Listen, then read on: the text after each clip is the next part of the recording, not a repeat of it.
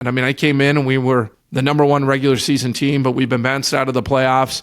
And we had to make a tough decision last year, basically, at the beginning of last year, we were hosting the All-Star game in Utah, which was pretty cool. But we had 2 All-Stars, and I brought Danny Ainge in, who was part of the reason why I was part of the NBA, and we all sat down and said, hey, do we think we have what it takes to win a championship?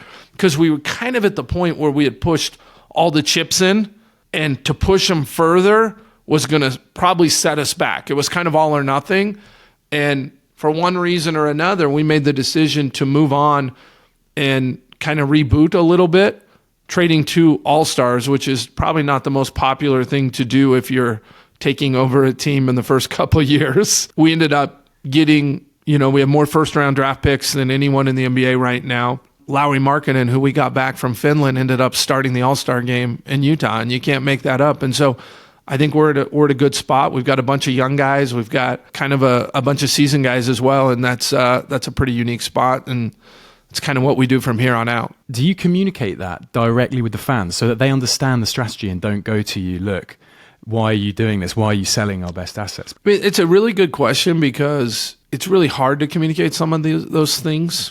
I don't know that it's okay to talk about everything that's going on because, for example, player discussions and player personnel and players' careers, there's just things you don't talk about publicly, even though you know that it would be easier to message if you could.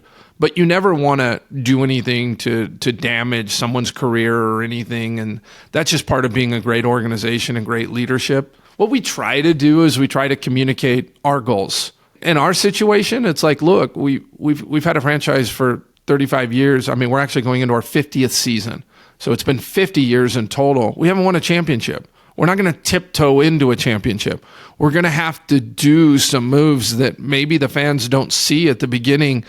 And that's okay. Like, if they believe in who we are and they believe in what we're trying to do, what I do know is they'll be happy when we have a parade and we're hanging a championship banner. I think they know that I'm all in. And I feel like with Danny and myself and Will, like if we can't do it,